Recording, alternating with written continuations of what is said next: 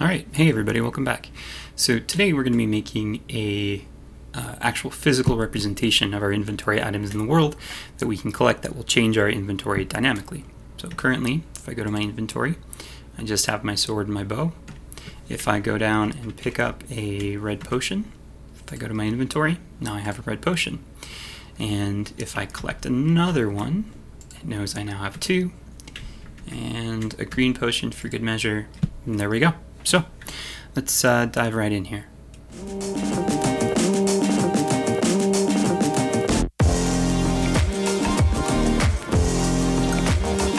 So today we're going to be taking our inventory and expanding it into the actual game world so that objects in the game world can affect things that are in the inventory.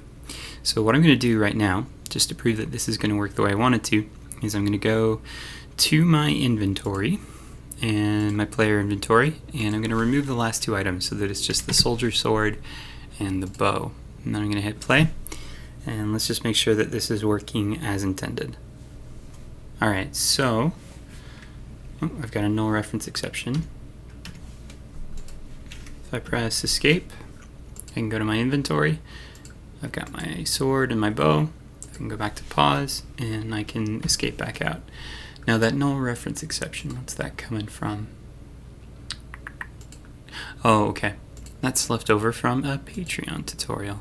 So let me actually get that out of there. Cool.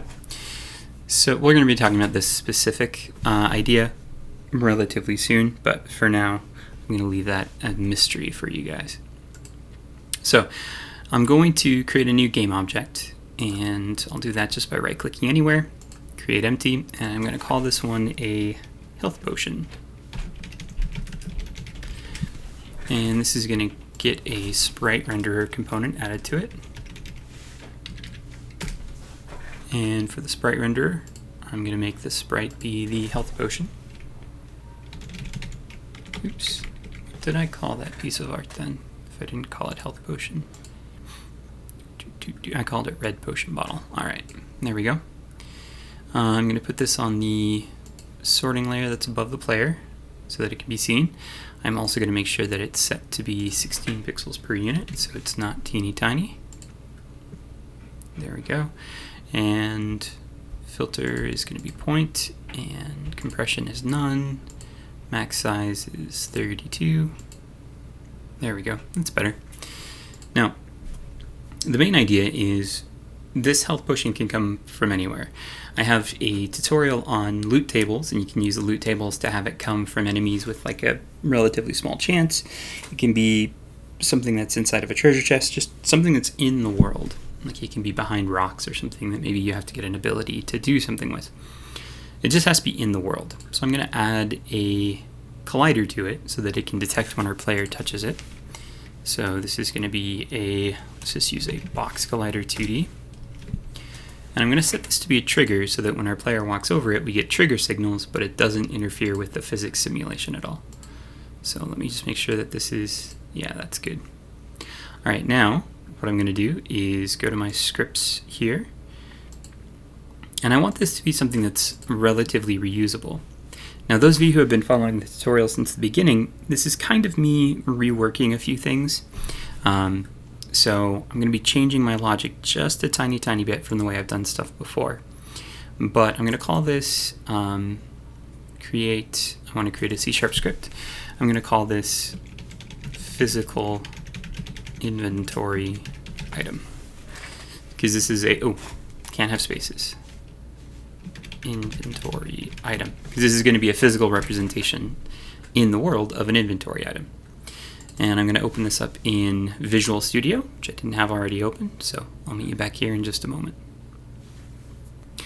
Alright, so here's the main logic behind our potion bottle here, is when our player walks over it, we want this to find the player's inventory, and then tell the player's inventory to either add this to it, or if this already exists in it, to add another one to the number that are currently held. So the way we're going to do this first is we need a reference to the player inventory. So we're going to make this can be a serialize field, and private player inventory, and we'll just call it lowercase p player inventory. That makes sense. We need to know an item that this should be representing, so this is going to be another serialized field. Private. It would help if I spelled private correctly. Inventory item, and we'll call it this item. Alright, and then let's make a little method here so that we can kind of keep the logic encapsulated. I'm going to call this a void add item to inventory. And what this is going to do is it's going to say if player inventory, meaning if there is a player inventory that's assigned. And let's also make a, wait, I called it player inventory, just, oh, inventory, that's better. I want to also make sure that there's a this item. So we're checking to see if they're both not null, if they both exist. So that way we can protect if we forget to assign them somehow.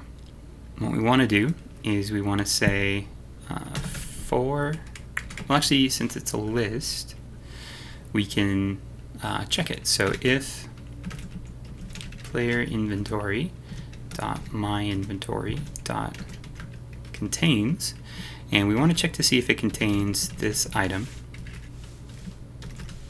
then I'm going to say this item dot number held plus equals 1, or just plus plus, either way is fine.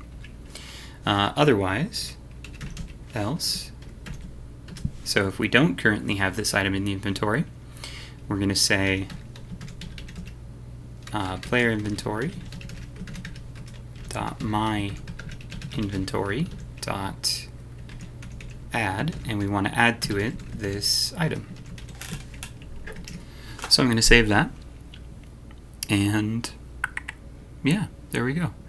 Alright, so now I want this to be called when the player walks over it, and then after the player walks over it, I also want to remove the item from the scene. So I'm going to do a void on trigger enter 2D, and I like to change this from collision to other because it makes more sense to me. So other, we want to make sure that the other thing is the player. So if other.game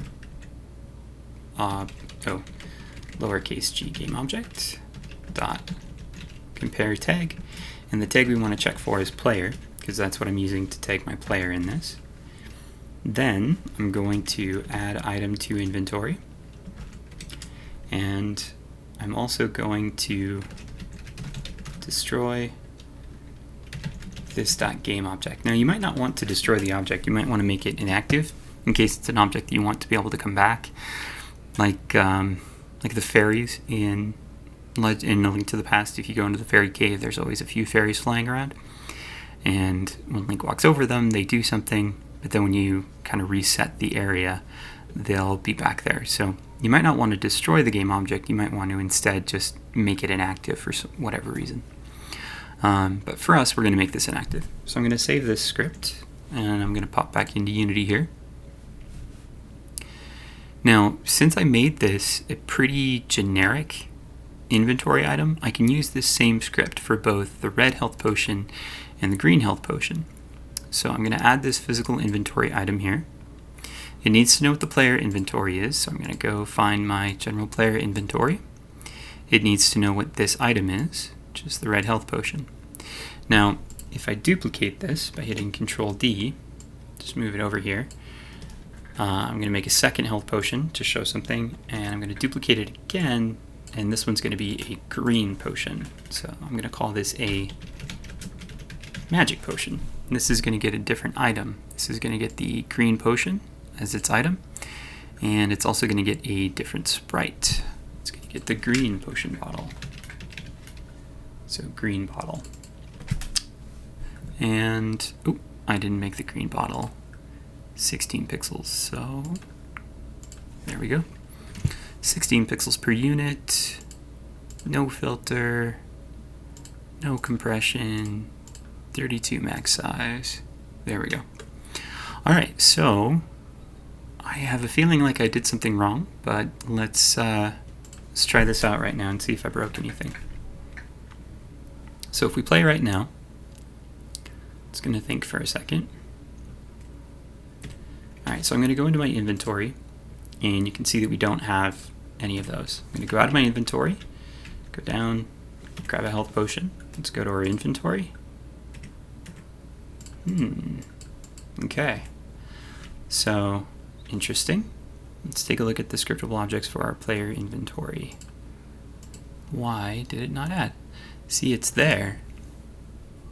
I wonder if it has to do with resetting stuff. Nope. And if I grab another one, and then a green one. What did I do wrong? Because if I go to my red health potion, I'm willing to bet, yep, it tells me I've got 2 of them now. And my green health potion, it tells me I have 2 as well. So, let's figure out what's going on here. Now, I want to take a look at my inventory manager first. Since this is adding the item, I know that the error isn't here. So, we're going to talk a little bit about debugging here. This is as good a time as any. The item was being destroyed, which is fine. I don't need starter update, so I can get rid of those. And I can also get rid of system collections and system collections.generic. Don't need either of those. Alright, cool. So, since I know that the add item to inventory was working, I know that's not the problem. So I'm going to go back to Unity here really quickly, and I just want to reset a few things. And then I also want to open the inventory manager script. So I'm going to say that I have 0 green health potions. I have 0 red health potions. They're both usable. Now I want to go to my scripts inventory, and let's look at the inventory manager. Let's also look at the inventory item. And let's also look at the inventory slot. So what should be happening with the inventory manager is it makes the inventory slots, set up description and button, clear inventory slots, use button pressed. Oh. Okay. So I think I know what the issue here is. So we call make inventory slots on start. I'm going to add a debug here just to make sure I think this is right. Debug.log, and I'm just going to call this made inventory. And then, yeah, that's what the issue is. I just want to show you really quickly here. So I'm going to save that, give it a second to compile, and let's hit play as soon as that's done here. Okay. Alright, cool. So we're going to hit play, and okay, there we go, inventory. So it made the inventory. Now, one thing that's going to happen is I didn't make it check that again. So once it started, it made the inventory. But if I go back in here and I don't go into the inventory menu until after I've collected that red potion, if I'm right, that red potion will still appear. So I got one of them, made inventory, and there's the red potion. So the problem is, and this is happening on start that we're making the inventory slots, when it should be happening on enable. So I'm going to change this from start to on enable. Now start only gets called once, the first time an object enters the scene. On enable gets called anytime an object goes from being disabled to enabled. So I'm going to, instead of just make inventory slots, I'm also going to add clear inventory slots so that we're clearing back anything that might have been there. Now I want to try this now. So I'm going to go back into Unity. I'm going to find my inventory stuff. I'm going to find my red health potion. As soon as it's done compiling here, I'm going to say that I have 0 of these, and green health potions I should have 0, and player inventory I'm going to take this down to 2 items. Alright, so let's hit play. And all right, so now it made the inventory. So there we go. If I go back to pause, now if I go over here, it should make the inventory again, and it didn't. Interesting. It reads it as having made the inventory 3 times. Huh. Okay, I'll be right back. Okay, that's what the issue with my logic is. So if we go to our physical inventory item, when we're adding it to item, if it's already there, we're adding one more to however many were there. If it's not already there, we're just adding it, but we're never increasing the number. So what I want to do is add it to the inventory, and then also this item dot number held plus equals 1. And that should fix it. So let's save that. Let's go back into Unity here. Oh yeah, one more thing too. So the way that I'm currently running my player, and if you're coming to this from a different game, or if you didn't follow, you know, the 8 million parts that came before this of this tutorial, the way I'm running my player is my player has 2 different colliders on them. It has one that's for physics, and it has one that's for detecting hits. The one that's for detecting hits is a trigger. The one that's for physics is not. The physics one is just around their feet. The other one is the whole body. So what I want to do here, since I'm using onTrigger Enter 2D, I want to check to make sure not only that it's the player, but also, and other dot, so I want to make sure it's not the trigger one. So not other dot is trigger. So I want to make sure it's not the trigger collider. It's the physics box and not the hit box. So I'm going to save all these, pop back into Unity here, let's hit play, and let's try this now. So